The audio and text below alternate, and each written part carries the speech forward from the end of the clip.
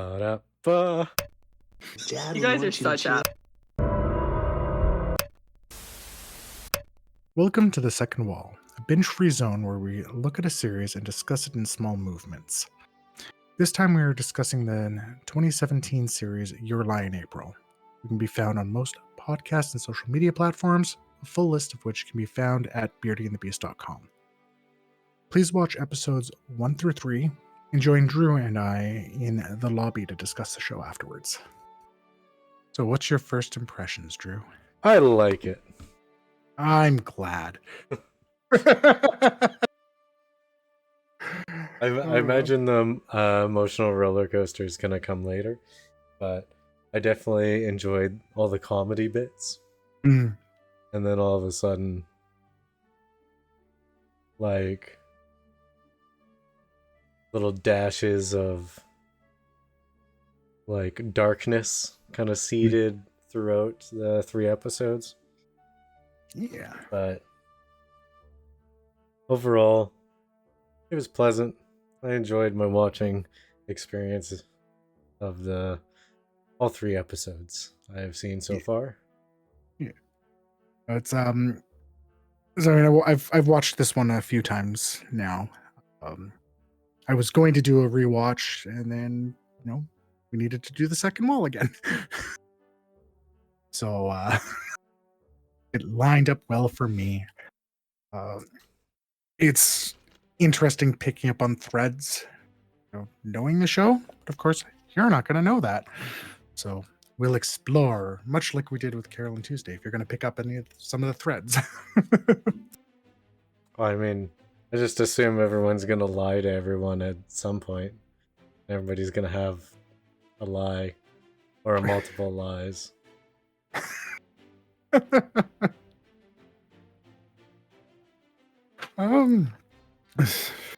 So, I guess start with the first episode, kind of go from there. So to me, the first episode is very much just introduction. Anything? Well, the first thing in the first episode that immediately hit me was how lovely the backgrounds were.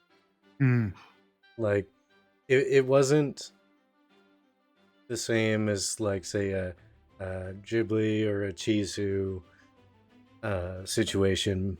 It was definitely its own thing, but yeah, I definitely enjoyed the attention to color and detail, which obviously seems to be a theme that's running throughout at least the first 3 episodes of this. Yeah. I know there was a couple of things I saw with the coloring. It did almost feel like it brightened up a little bit as they were talking about like the idea of looking at the world in monotone versus color when you get that connection. And I do feel like it was subtle. There's just something, I don't know, to me I noticed the colors just looked like they popped a bit more when he kind of when he had that experience, which I really liked. And I know they definitely play with the colors, the color palettes in the episodes kind of later on as well, even just with the 3 that we've seen. I definitely hope that's like a recurring thing that is experimented with. Like, I don't want it to become too static, but I imagine going partial prediction mode for the rest of the series. I imagine that will rise. What is it? Kousei? Yeah, Kousei. Yeah. He'll become not engulfed, but like saturated in more and more colors, and begin to experience and see that until it hits like a crisis point. And whether or not it's going to be him or somebody else, they're going to slip into that monotone. Okay. And I think that's going to be, if they do something of that nature, I hope I hope that's how they express it. I guess it's more of a hope than a prediction, I guess. Yeah. Just like And based on the themes that they're using with the color so far. and to be honest, I can't remember noticing the color palettes like that on the previous watch throughs, but it's also been probably a year or two since I've seen this show. So because of that, so we talk about the colors. I know that was kind of brought up with a couple of the characters as well. So again, like we had Kousei talking about his darkness, and now he's kind of stuck in that. Mm-hmm. And then you've got Tsubaki, which is definitely a lot more colorful and energetic. And there's just like a very clear difference in that. Mm-hmm. I think there was a scene where it was showing his piano room, where it's just very dark, very dusty. You can tell that he hasn't been in that room Mm-hmm. in a while. I thought it was a really powerful scene. So, so what's your take, I guess, on we'll start with Kosei's character here. Poor boy was abused as a kid.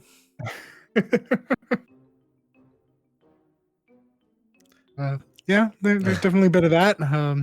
By essentially straight up, his mother, who was accomplished, fell ill, could no longer perform herself, and then was trying to live vicariously through her son, and pushing him to the extent so that, like, whatever the opposite of Munchausen syndrome is.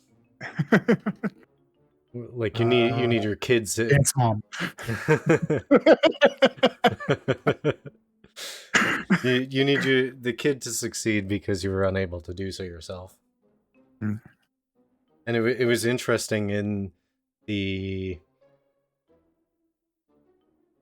I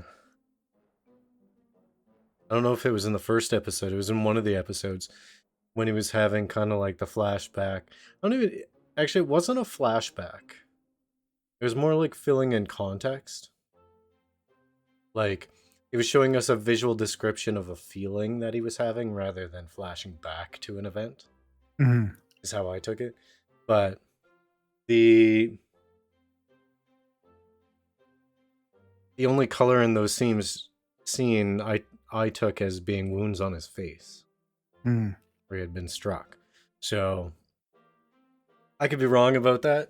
It was just weird to me. Felt really bad for him. Yeah. Do you have anything to say about that before I like continue talking about the character? Nope. No. Go ahead. Okay. I definitely see what you mean. The flashbacks. I agree with that. It doesn't. The flashbacks don't feel like flashbacks. Mm. They feel like memories and emotions around them. Well, the one that did was the recital from Tsubaki's point of view felt like a flashback. Mm. Not an emotion. I agree with that. It's just So like I mean, a we have that tonal as thing. so we have that as the opening scene, and I know we cut back to it again. Mm-hmm. Um, I almost wonder if there's that bit of tonal shift around it, because although it's a memory for her, it's not how she's expressing those memories. I think she was able to express her feelings about it more directly Okay. later on. I think it was in episode 3 when she's talking to Kaori, sorry, about trying to get him as as the pianist for her. Mm-hmm. But I do think there's definitely still that context there. I mean, this logic tracks. Yeah. Especially because Kousei, like, is not able to express himself well or maturely. Mm-hmm. And it's a shame, like, Tsubaki is able to, so far, she seems to be able to understand where he is, maybe not the like individual components of it or anything like that, but she can understand and see through all the cloaks and all the hiding, like he's hesitating and he doesn't want to do a thing because it's something within himself.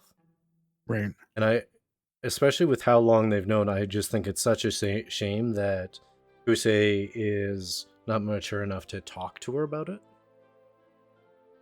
So I think there's an interesting point in the writing with this so far, Mm-hmm. like just with these episodes. So I agree with what you're saying. I don't necessarily know if that's a fault with Kousei. I think it's they wrote Tsubaki and Watari as well a little bit more mature than a 14-year-old. That's Like true. both of them just kind of have this like um almost have this wisdom in the way that they're talking to him. And again, like this trauma happened to him when he was, I think they said, 3 years ago. So he was like 10 or 11. This happened. Yeah. Right. So it's, I mean, of all the times it's going to, affect someone, that's definitely a time that might take a little bit to get over. And I don't think he recognizes it himself. But one thing I noticed watching in here was with Tsubaki in particular. As you said, she knows him. Mm-hmm. And so I think she's trying to find the right way to push, Mm-hmm. and it's finally found it with Koari. Because I mean, there was a scene like, oh, he's still not playing, where she Mm-hmm. was like sad that like you just get the impression that she heard music coming from his place all the time, Mm-hmm. and then you don't. Uh, so I think it's about trying to find a way to spark the passion in him again, Mm-hmm. because she knows it's there, regardless of how much he's burying it. Because, well, clearly there's some psychological trauma there. Mm-hmm. No, I definitely agree. I'm interested to see how his character develops Hmm. and how his relationship with Tsubaki and Koari grow, and how they kind of like flush out, and what that's gonna mean for him. Hmm. I'm hoping that it's gonna be less internalized, like less everyone helping just this one dude, Yeah. and more everyone helping each other in some way Hmm. and hurting each other in some way. Given the title, I assume there'll be some of that. That makes sense. You're like, I can neither confirm nor deny. It is honestly the hardest part about doing this, and I had the same issue with Carol on Tuesday, where it's like I don't really want to necessarily explore options either way because I don't want to color your perspective on it. I mean, I like theory crafting, anyways. Yeah. Oh, for sure. Kind of brings me the next character that I've written down is Watari, who seems to be a loyal friend, but not a loyal boyfriend. I don't actually have much for his character so far. I'm sure they'll go into him and flesh him out at least a little bit, but so far the Like, clear aspects, not really my style. I agree with that. I think the biggest thing with his character we've already kind of touched on. His way of describing like the color that can be brought into the world, and even again the maturity. I think the biggest thing for me was the maturity when I think this would have been the second episode where he realizes that Kousei obviously had a connection with Koari. Mm-hmm. And even though Kaori's interested in him, like just the response of not about how she feels right now, it's about how you feel. This matters. It's cool. Like it was just insanely, I don't know, felt very profound. Felt very much like something that wouldn't come out of a 14-year-old's mouth. Are you saying he's a sage? Are you calling? Yes. Are you saying that Watari is Gandalf and Kousei is a hobbit? Obviously.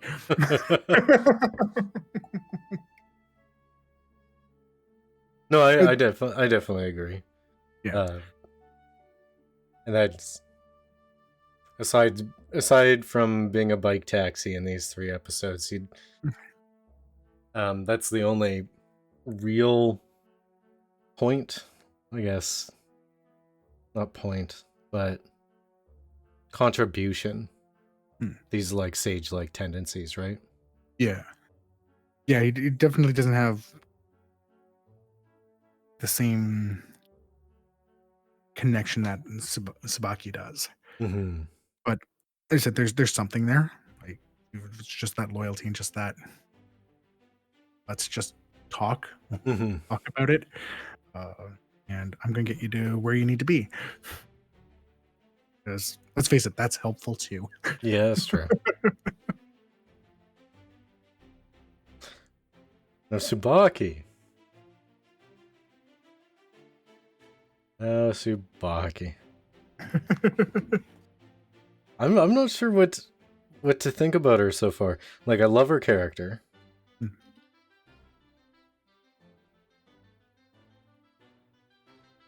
But she said the anime romance like leading words. Always like a brother to me. So this leads me down so Kousei is actually going to like start chasing Koari or get with Koari, and then Tsubaki is gonna be all of a sudden realize that she loves Kousei, and then it's gonna become a thing. Like just because of the tropes related to like romance animes, I guess you could say. I'm not making a prediction there, but there was definitely like a bit of a like a tainting. I really do appreciate how much she cares for Kousei. I'd like to see that reciprocated in future episodes. Otherwise, I just don't want to see it all just being about like one piano prodigy, essentially. That's fair. Yeah. Equal parts for at least 3 of the 4 main characters that they've shown so far. And I imagine halfway through the series they might introduce another character just to spice things up. And then we'll get an Angela cut. Release it. So there's definitely that anime trope. Again, the like a brother to me line that you said. Yeah. It's interesting though, because they both use that same language, which actually isn't normally the case. True. So like you can tell that they definitely grew up together and they both see each other in the same roles. Okay. Right. So in some cases, like, oh yeah, no, it's like I got to carry around my kid sister, and then the kid sister's like, oh, and the sister's going, oh, I got to carry around my kid brother. But they were both clearly, it's like he's the kid, she's the older sister. Well, there was the one line when they were walking with Watari when he was like, how, like, how do you put up with her? It's like, oh, she takes a lot of caring for, Yeah, like in a like big brotherly way. So yeah, it's a fun dynamic. Uh, I hope I honestly hope no romance blossoms there. mm, I'd like to see more of the familial relationship. It would yeah, be I think it'd be more pleasant for the story, to be honest. mm. Yeah, that, No, was Koari? I know she was in the opening scene. mm, Opening scene. yeah. Was she in the first episode? Or was that Uh, second? she was in the end of the first episode. That's when they met. Yeah. Okay, so my first reaction to her is she is someone who is magnetic and attractive. Not just like not like a physical kind of thing. Not even like a romantic sort of thing.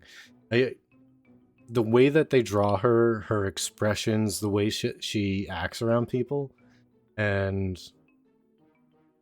like the cuts that they specifically use really make it feel like she's somebody who can draw people to her. Charismatic. Yeah, very charismatic. I love how I used 50 words to describe a single word, which you know off the top of your head. Hashtag super smart. That's how we do.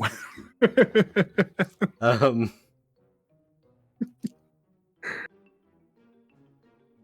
yeah, I'm super intrigued with her character, and one of the things that I hope is through her collaborating with Kousei, I hope that he becomes less by the book and can find his true sound, I guess you could say. Right. Whereas she can find some grounding, because she definitely has a wildness about her, right? Right. Like obviously she's highly technical, highly skilled, and puts in a lot of practice. Um, there's something about her that's airy, floaty, and wild, Mm. and it's a personality thing. Um,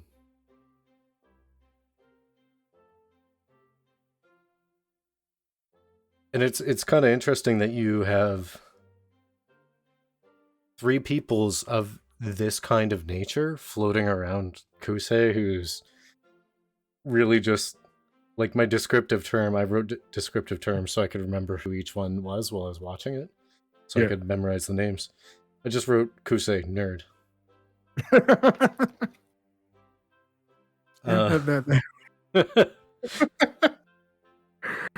um, well, it's just that's an interesting thing. Is like when you talk about that. So, because in my experience in high school, Kousei would never be friends with Tsubaki and Watari. Watari. Like, it's like, here's the theater kid, here's the jocks. Um, so it is definitely interesting to see that. Koari,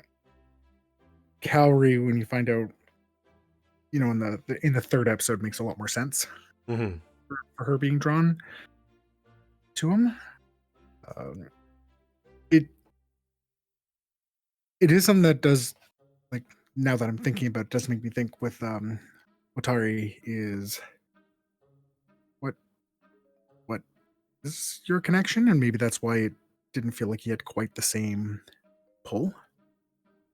Well, Um, I think you were able which, to describe it quite eloquently earlier, yeah, like that sage aspect and yeah, aspects when it comes to love and being attracted to somebody else, and like create a defining point of what a feeling could be for someone who obviously has not experienced it before. mm, Um, Whereas, like the other two natures and how they are different but complementary to Kousei are a mm, whole lot more clear. yeah, I think you just inadvertently described it quite well for what Watari earlier. yeah. Um, yeah, and I think it means like I'm not meaning as the character in the show. It just means like in the real world. Um, you wouldn't necessarily see the connection, Oh, well, I right? mean, I Like just I hang out with you.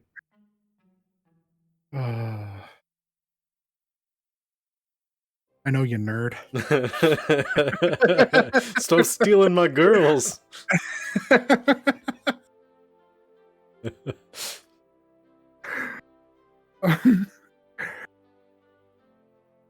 Yeah.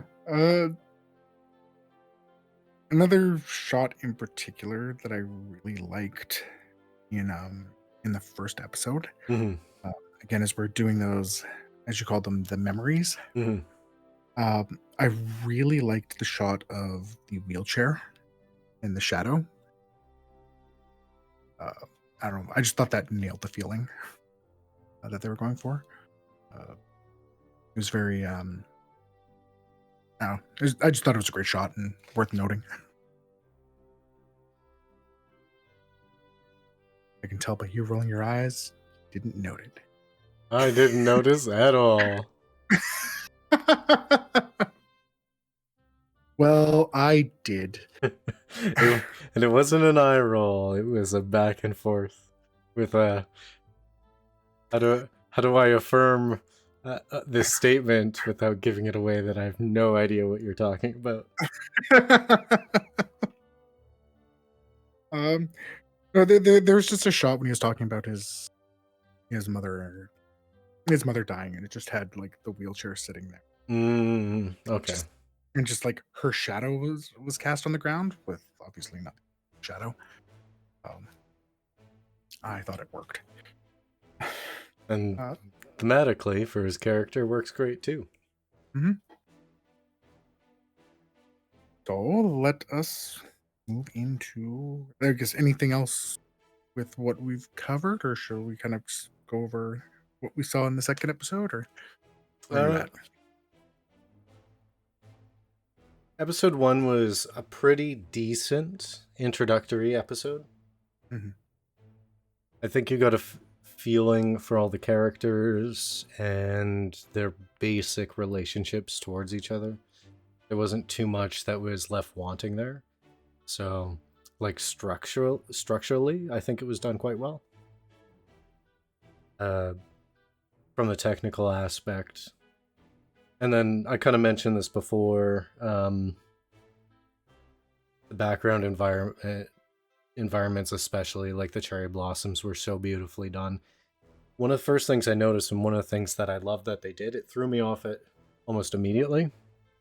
Any side profile of Kousei, Mhm. they erase part of the arms of his glasses so you can see his eyes. Yeah. I really like that they do that because that allows to bring out that more expressiveness, Mhm. and you get over it pretty quickly. Even though it's like, why does why do you see the arm in one shot and not the other? Yeah, it's definitely weird, but I'm glad they didn't do just like the floating glasses that you see in so many characters. Mm-hmm. Um, yeah, just to describe, so it's like they just like cut out like an inch of the glasses frame. Mm-hmm. You can still see the rest of the bar. Um, It's I actually really like that as a stylistic choice as well.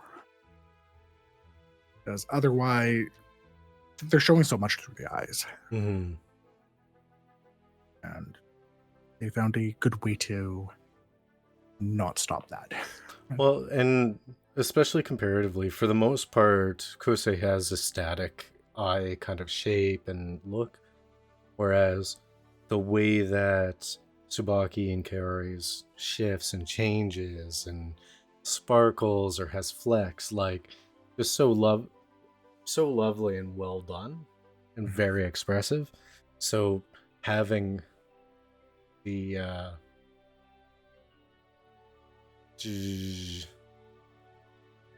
having conflicting emotions being expressed by the eyes so well, I really appreciate.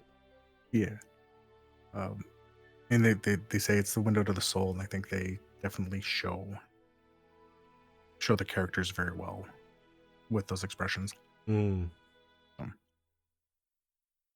Again, to the point, it's like you could see his eyes shift in the way they were done when he saw Koari. Mm-hmm. Like, and it's very efficient in its animation, which, if you've listened to us at all, know is something that we both really like seeing. Yeah, no shot wasted. Yeah. That being said, you don't have to express something with every shot, but not having it filled with fluff. Like sometimes having a lingering background or a lingering vista can be important, especially if you're setting a tone. Yeah. You don't have to have, Action in every scene. Yeah, exactly. Yeah. So episode 2 was the tricking Kousei into going to watch the recital, right? Yes. I guess they kind of tricked him at the end of episode 1. Yeah, so they tricked him at the end of episode 1, and we see the full ruse revealed in episode 2. And I like how he calls her on it. Oh, for sure.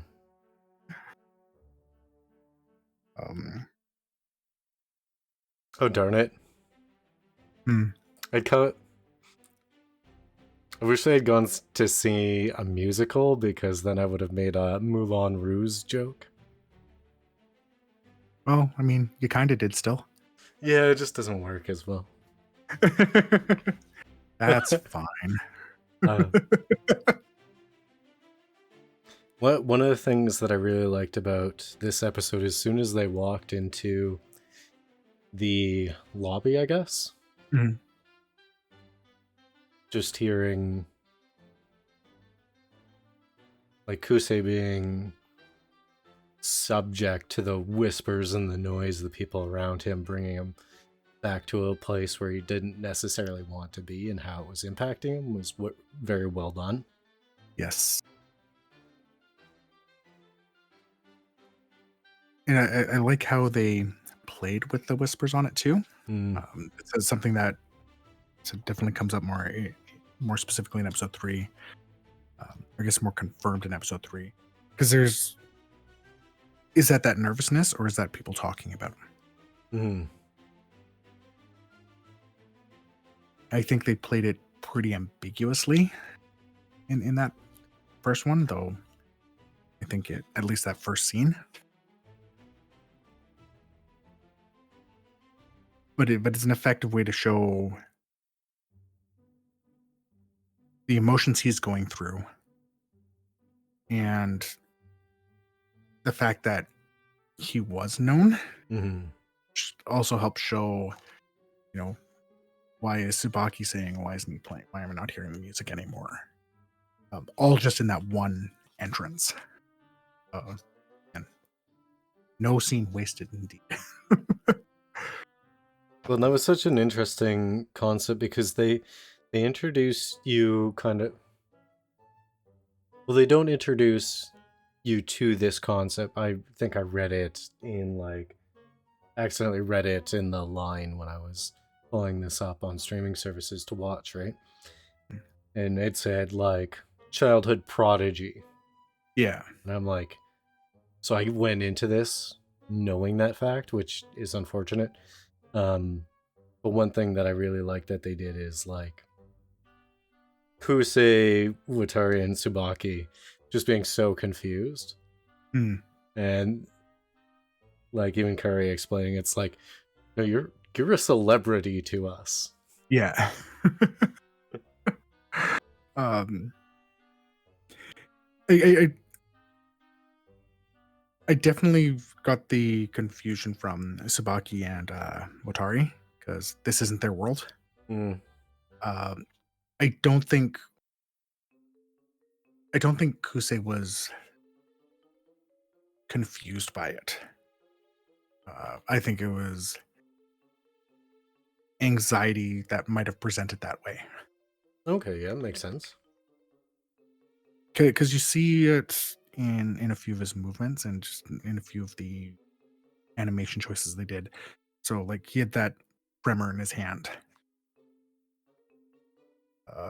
And then like just like when opening the door into the auditorium itself, like the poof of dust that comes up. I don't think the auditorium was dusty. I feel like that was more figurative. He's dusting something off. He hasn't been in this, so just because auditoriums normally aren't going to be that dusty. Yeah, especially like dry. I think dry, dusty air or something like that was the comment. Yeah, I like your take on that. I took it at face value, but I like your take better.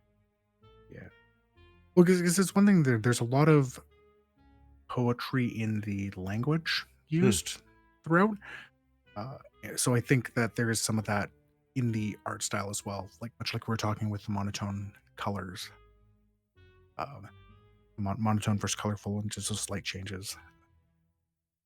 And you see it in the opening credits of the show as well. It's very impressionistic.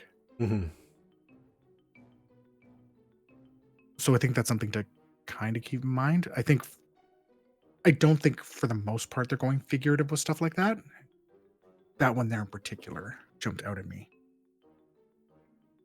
So what did you think of Tsubaki's plan? What did I think of it? I think it's complicated.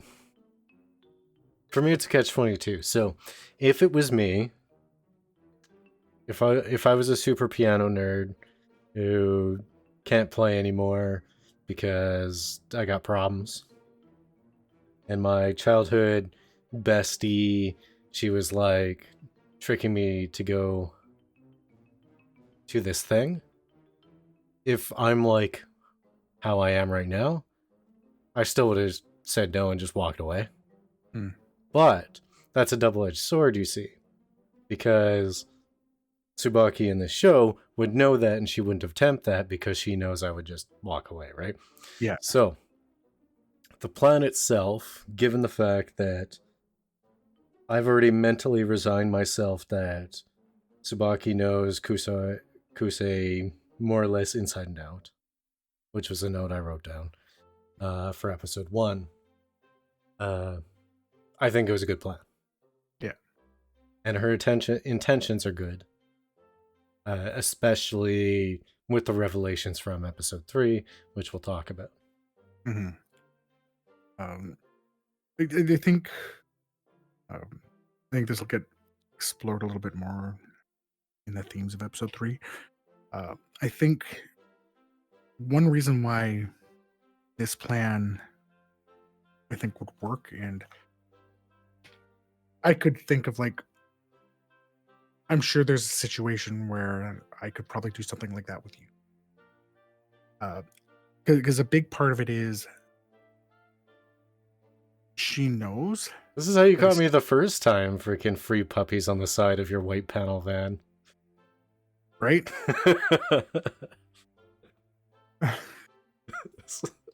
Look, everyone likes free puppies.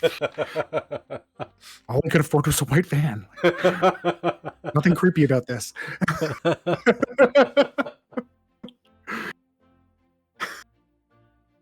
Nope. Stop before I have to edit out a bunch of stuff. On the internet? On the Forever.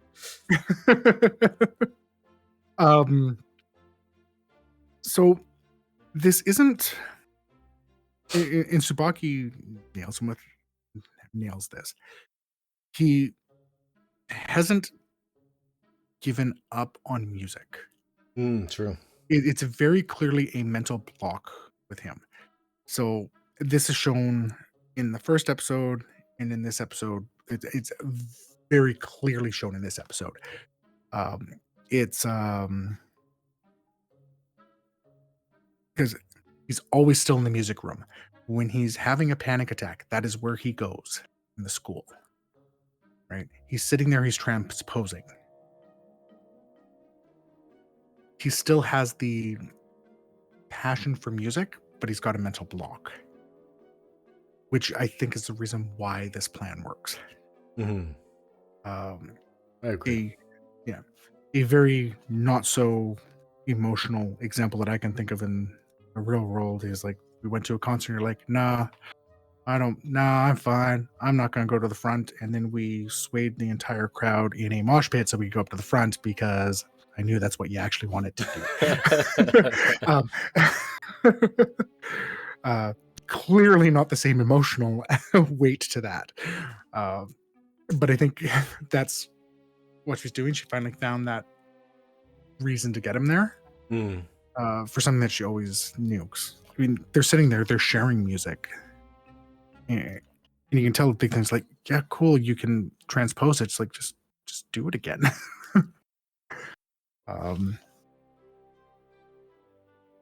I like how this was definitely not Watari's world. Just like doesn't understand it at all. In any way, shape, or form.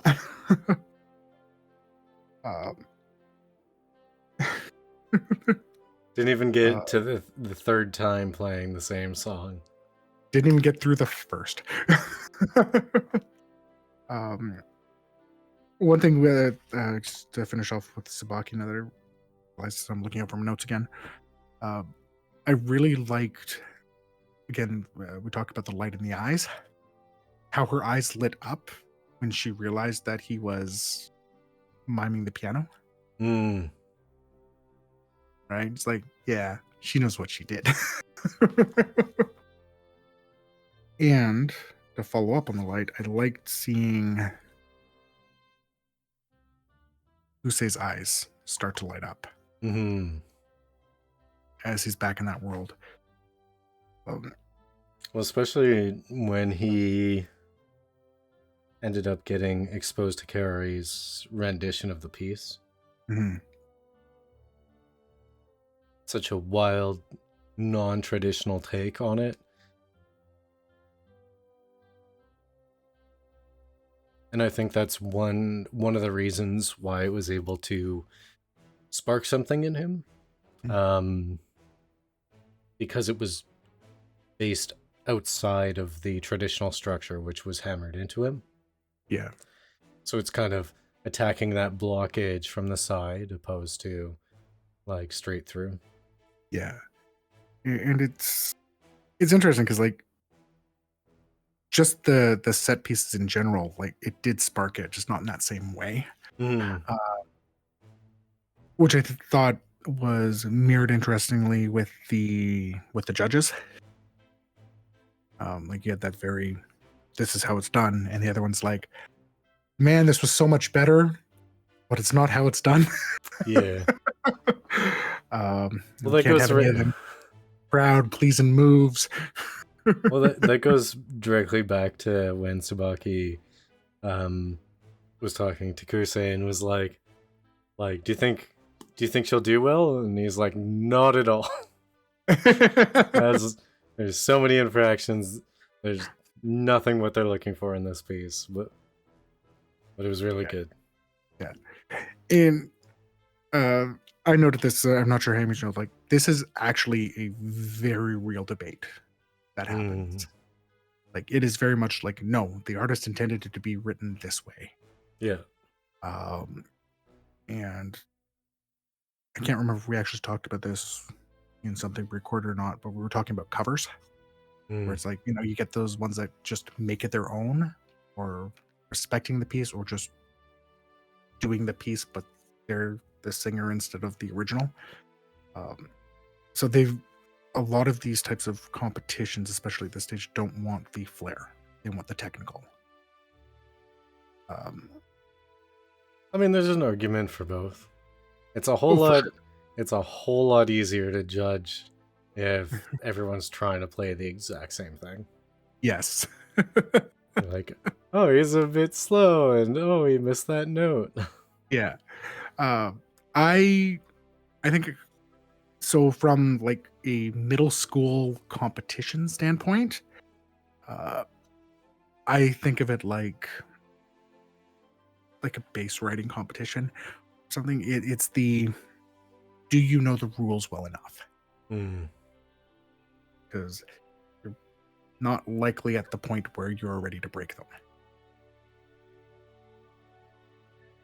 So I think that is part of it. Though again, I know the classics. There's definitely a school of thought out there that says, no, Beethoven wrote it this way and he meant it. How dare you question the great? Man, I don't know anything about this. I figured you didn't, and that's why I wanted to mention it. my middle school musical instrument, aside from the recorder, was one of them washtub basses with the one string. I what was it? I played the doom doom doom in, I think it was Lollipop. Yeah, I definitely have a bit more of a musical background. I was in all of the choirs and all of the bands, concert bands.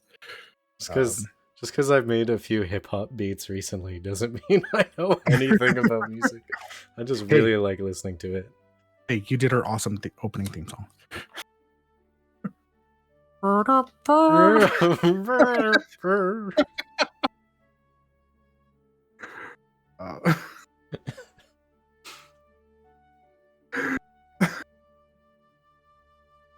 Yeah, no, that's kind of what I wanted to. I wanted to point that out. I was disappointed in Kousei's response to Koari's, like, did you like my performance? Like, his answer was okay. Because he quite obviously did. But was unable to show it. He expressed it weirdly. Maybe there was a poetry about it in Japanese that didn't translate into the subtitles. Like, I could see that there was something there. The whole, like, look, these little girls went and bought you flowers and then came back, that they liked your performance so much. It's that kind of performance. So, I do think I could see why you'd think there's a little bit of a lost in translation aspect there. What I think this was him, because again, it's clear he comes from that technical background, right? Like the type that exactly on the beat. I mean, they called him the human metronome. Yeah. So I think it's very similar to what he said to Tsubaki, but he was a bit more straightforward there, where it's like, yeah, she's not going to get it. Whereas he didn't want to say that to her because he liked the performance. So this was a good way for him to express that. And I could see, as someone immersed in that same type of world, would understand the meaning behind that. Well, I was wondering if it was him holding on to the last vestiges, the last tendrils of that part of himself that is wrapped around the technical world. Mm. Because he's not ready to give that up, even though it hurts him and it damages him. So he was unable to admit or even say, yes, I liked it.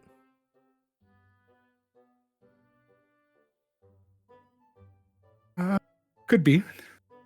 I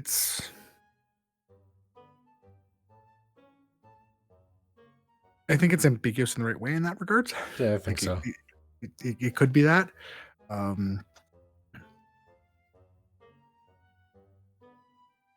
Yeah, I think. Yeah, I definitely think there's aspects of that because he definitely was clearly very into it. It's also like part of that ambiguity can come from the fact that I'm not sure if he might not have known how to respond, not in a kindness way, but like just in a more from being a peer, right? Because as a peer, you'd say it's like, yes, this isn't going to get you through. And as a friend, you want to say, holy crap, that was amazing. And it can sound very out of place to say, that was amazing, and you're not going to pass. Yeah, true. Patronizing, I think would be, almost be how that comes across. I agree. Yeah. I do like how again, they did that same kind of nervousness with her when she was asking his opinion. Made sure like focused on her hand, doing that little quiver that they did with Kousei when he first entered the place. Yeah, and that makes me wonder. Obviously, you can't answer this for me. It makes me wonder if that's because she looks up to him because he's that celebrity figure, or because she thinks of him or cares for him in a certain way that would make him nervous? Or is it because just a talented peer who she hasn't quite figured out yet? It'll be interesting. Like, obviously that's the relationship that they're trying to get you to theorize about in the first 3 episodes. They want you to care about, at least until there's Tsubaki drama. There's a couple other things around those scenes, but I'm not really going to say anything if you don't point it out other than that. No, that's fine. So I was actually a little absorbed in episode 2, so I didn't really jot anything down. So it kind of grabbed me, took me along for the ride, which is both a good thing from an entertainment standpoint and an immersion standpoint, but it's terrible for an objective viewership standpoint. So good work, your lion, April. Yeah, and let me again that it doesn't surprise me you're not bringing up what I'm seeing, but is that I can't really go into it because I just don't worry about it. So I think at the end of the episode, I believe it was at the end of the episode, Koari was waiting for Watari. Yes. And then Kousei shows up. And this is when our first lie is told. Dun dun dun. Dun, dun. Which, given the whole conversation, and I think that was in episode 2, the conversation regarding Koari and the whole like, yeah, I know you like her. Yeah. But it's not about how she feels or how I feel. It's about what you're feeling right now, right? Yeah, it was pretty much right before this scene. Yeah. Yeah.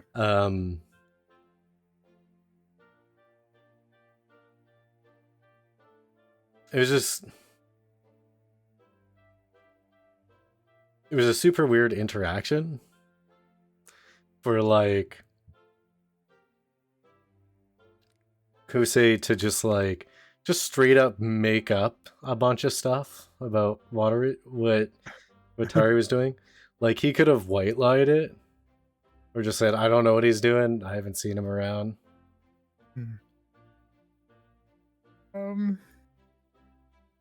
So there's a couple of things that I like with this. I don't think he's exactly practiced at that. For one, I think he was giving a proper white lie, and she decided to follow up on it. Okay. Right? It's like, yeah, no, practice is running late. He does the whole sports ball thing. Did he get any net points? So you have the sports ball thing, so it works. It's like, oh, maybe I'll go watch practice, like, and then he's just, oh, messed up. Whereas I think it would be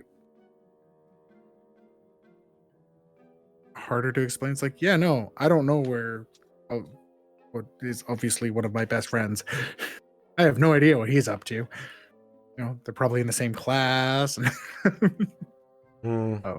So I think that was that.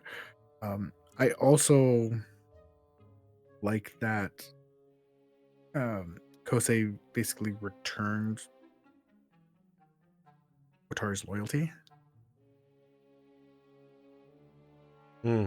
I like this. It's clear that she is sparking something in him. Yeah. And he knows this. And Watari knows this. And Again, Koari notices this. Yeah. And Tsubaki knows this. Yeah. To the point of what the exact spark is, I don't think they necessarily all see the same spark there. But Iso could have easily just crapped on her day. Yeah. And just ruined that. But he didn't. Because, bros. Maybe it's like that whole like one-sided knowledge thing, but I get this feeling like, how could she not know? I don't disagree. So like it wouldn't surprise me if she came back in the future and was like, yeah, I totally knew the whole time. And you were totally covering for him. I get it. Yeah. But I mean, it's probably one-sided knowledge, because he's not going to confirm or deny that.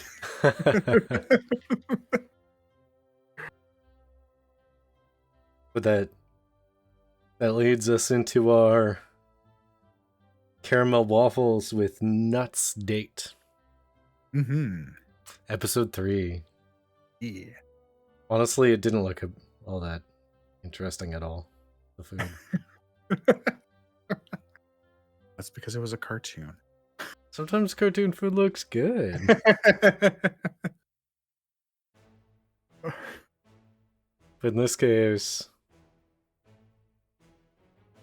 it just kind of looked like a mess. Mess on a plate. I don't know. She liked it. That's all that matters to me. It sounds tasty. It depends what kind of nuts. Hey. These nuts. I'll edit that out. I will. Maybe. Do it. Fix it in post.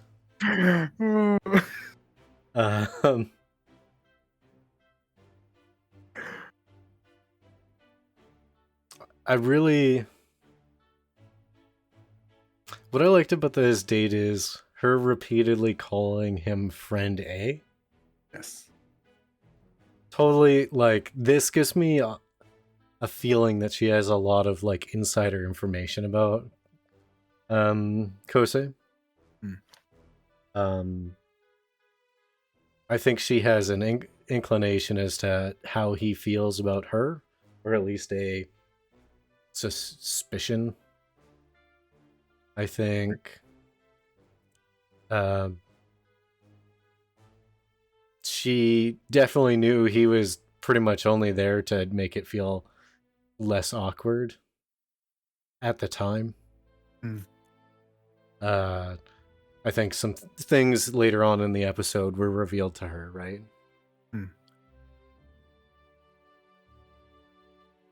Yeah, it's one of the things I'm super curious to know about right now is exactly what does Koari know. Okay. Yeah, and it'll be fun to see if there's any revelations in that aspect, or if it's just like I'm just overthinking it, which is entirely possible. But that definitely brings me to probably one of my favorite scenes in the 3 episodes. The just a little like cafe piano scene.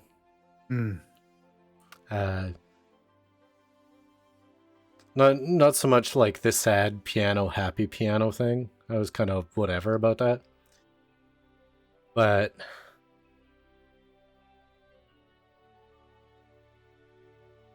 kind of like the 0 to 60, like, don't disappoint children, to like doing some very easy Twinkle Twinkle Little Star. Yeah. Into like the super complex, maybe even improvised. Improvised?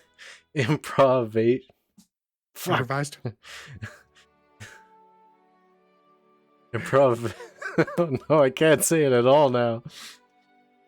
Improvisation. Jesus Christ. This isn't getting edited out. No, I swore you got to. Nah, it's well past the 30 seconds that YouTube really cares about. Improvisational. There you go. I forgot the rest of my sentence while I was going through that stroke. Yeah, when he was doing the improvisational piece, or part of it there, obviously he was working within the chords and playing notes based on the other notes that were in it. Yeah. And just like riffing out, and then all of a sudden everybody around is amazed. And this is kind of when you start seeing him like get some more of that color back, right? Yeah. And then all of a sudden when he has his little episode, feels like it was like all taken away again.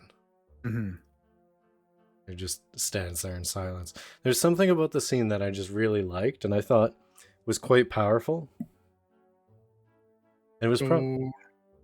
Sure. Well, there's a lot of aspects to it. So you have the innocence of the children, and then you compare it to the innocentlessness of his childhood in the way that he was trained, to him regaining a piece of himself and beginning to see these colors, and then kind of snapping back to how he was and like encountering that brick wall again. There was just so much that was happening at the same time, and I think it's definitely a scene that most people might overlook for that. I think it's more powerful than most people think. No, there is only one part of what you said that I disagree with. And that is, I think the conversation about the Hadden Sappy piano was just as important to the rest of that scene.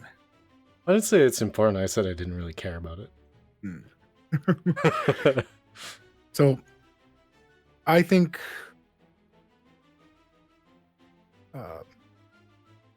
it was a very clear showing of where the two of them are coming from. Mm-hmm. So he's going, it's like, no, it's sad because, again, as you said, that rigidness, Mm-hmm. right? This is a tool, you treat your tools right. Whereas she's like, no, this is a passion. And that means it's the way, just like she performs full of life. So it's a happy piano. The piano is full of life. Mm-hmm. Uh, Whereas he only sees the potential damaging effects of the water. yes, Yep. which is also echoed in what he's talking about when we explore a bit of that wall Mm-hmm. a bit more, right? That is how he ends up describing it, like he's drowning. So he is seeing water damage at a piano in that poetic sense again. I absolutely love how he couldn't. It goes back to him miming and the light that showed in episode 2. Mm-hmm. He's terrified of the piano. We're given fairly good idea why at this point, through the flashbacks, everything, and even. Well, yeah, he can make himself do "Twinkle Twinkle Little Star," much like he could make himself play the transposition that he was doing of the pop song. Mm-hmm. Right, so it's not that he can't play, but he also can't help himself from adding those flourishes, and yeah, just hitting that mental block, just hitting like a ton of bricks. Like it's just so. I agree, it's very impactful, uh, and you're right. I could see a lot of people not giving this scene the full weight that is clearly setting up for. Like clear enough that even Drew's like, this means something. It means a thing. I don't know yet what it means. But it means a thing. Yeah. um, Yeah, just like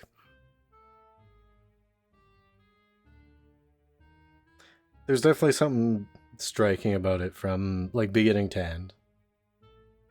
It makes me like on the emotional level, it makes me wonder how they're going to end up playing with the emotions throughout the rest of the series.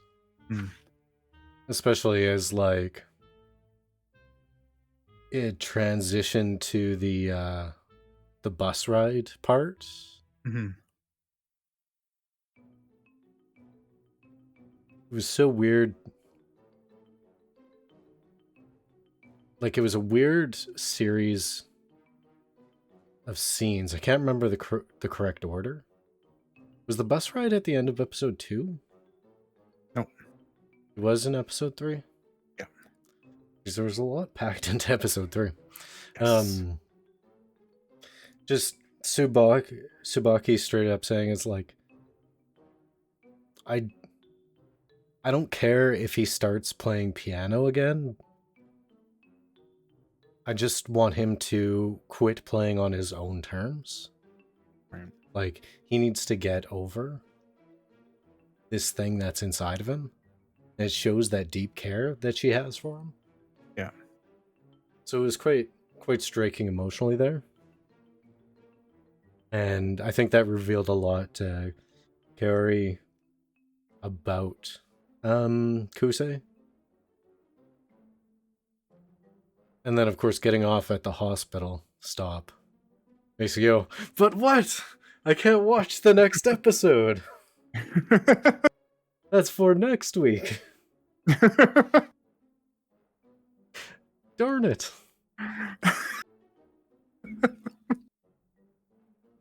Yep, that is definitely a thing. She does, in fact. I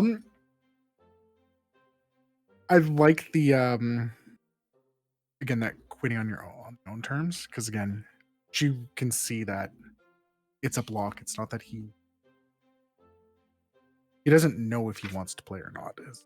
I think is how she's reading. Yeah, and the way she's expressing it is that it's obviously affecting him in other facets of his life. Yeah. In fact, that's what you said is pretty much exactly how I noted it. So. Good job, Drew. Was the whole like chasing yes, Kousei down after that scene? Yes. Because I think that more than anything just like hyper reinforced to Koari that like I need this guy to be my accompaniment. Like I think she's full on board with the rehabilitate Kousei train, and I suspect, finger in the air, I suspect, much like my image in this video, that it's because there's something about her that needs to be rehabilitated. And I think that she thinks she'll be able to find it through interacting with Kousei. Because she's definitely not going to get it from Watari. Well, she might get something, but probably just be a smooch or two. It's definitely not going to be emotional support.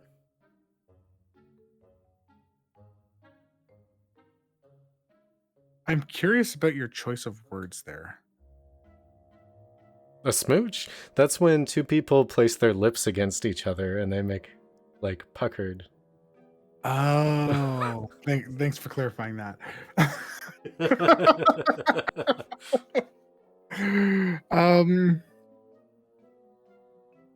Sorry, so to clarify, despite what people think, it looks like this. It's been a long time, but I haven't. Since you've had a smooch, yes. It may have been a long time, but I vaguely recall. Okay. I'll be serious. Sorry. No, you won't. That's my lie in May.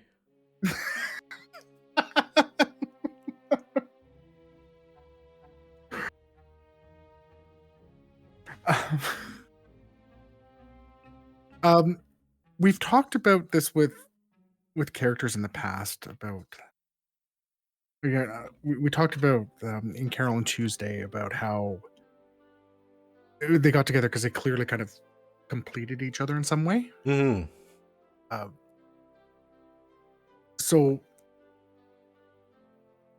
I get, if I'm understanding what you're saying correctly, you're expecting a similar type relationship here. Yes, I think Koari needs structure and support, and I think Kousei needs life and wildness isn't the correct term, but I think you get what I'm trying to say. Yeah. That energetic vivacious. Yeah, I was gonna say vivaciousness, but vivacity is the correct tense. It's one of them. Yeah. Why did you use the term rehabilitated? Because I think there's something broken with both of them. Okay. And I think much like a damaged muscle, you need to work it and start gentle and build up the strength and work through it. Sometimes you have to work through the pain, right? Yeah. Like literally use the word rehabilitated intentionally for it felt intentional. I just wanted clarification around it. Again, so it's like it's not the term that I would actually expect you to use. So you pucker your lips like this, right? And the other person does the same. And then you put them together and you make it sound like mwah. I was going to do the ASMR thing just No. to mess with you. You do that and I'm canceling us on Twitter. Oh no. Please don't stop.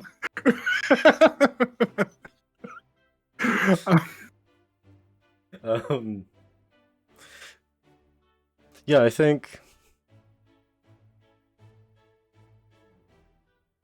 we'll find a little something with everyone, but I think that, at least as it's portrayed in the first 3 episodes, the biggest changes we're going to find with, obviously, Kousei and Koari. Yeah, they're clearly the leads. Yeah, Watari is going to remain relatively stable. Maybe in the end he'll become a one-woman guy. Or maybe it'd be like, oh, I've actually just been playing all these ladies because I'm actually into dudes, which would be fine. Because I wasn't interested in them in the first place. I was just searching for something, and they didn't give it to me. I'd be cool with that. My thing is Tsubaki. I understand her motivations. In fact, she has the most clear motivations of the series so far. But I don't know where she's going. I don't even have a theory. So she's a mystery to me in that aspect.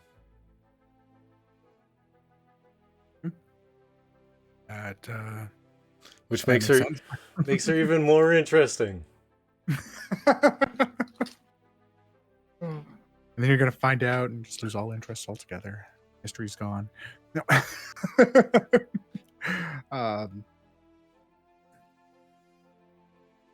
No, she's definitely the in our 4-man band, she's definitely the rock right now.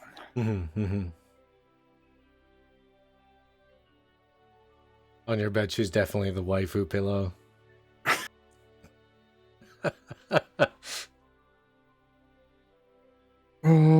Every time I hear that word now, all I hear is Ashley saying the Father, the Son, and the Holy Waifu on the...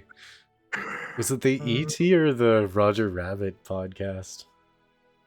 Oh, probably yes. I think that fits a lot more in Roger Rabbit than it does in E.T., but E.T. went off the rails, so I can neither confirm nor deny which one it was. I think, sir, you'll find that E.T. was perfectly on the rails. You'll find that we do.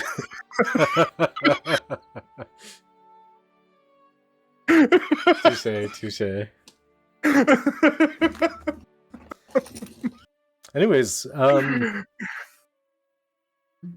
I would say more than Carol and Tuesday season 2, more than Firefly because I'd already seen it, more than was it Evno Jinkin? Evno Jinkin. I'm feeling that need to watch the next episodes. Like, it's a good feeling because I haven't felt that way about any of the second wall series that we've done since the season 1, the only actual season of Carol and Tuesday. It's true. One day they'll make us a second season and it'll star Angela. And they'll cut out all the BS. That is... I'm glad to hear that. Yeah, and there is a little something for everyone, I think. Well, that's not a true statement. It's not just a romance thing, right? And it's not just a slice of life thing. Like, there is actual progression going on. We haven't yet hit a conflict, but there is a good story. There will eventually be some type of romance, but I think I am hopeful until the end. Or until I get disappointed. And then I have to disavow an entire season of a show. I don't know what you're talking about. Release it.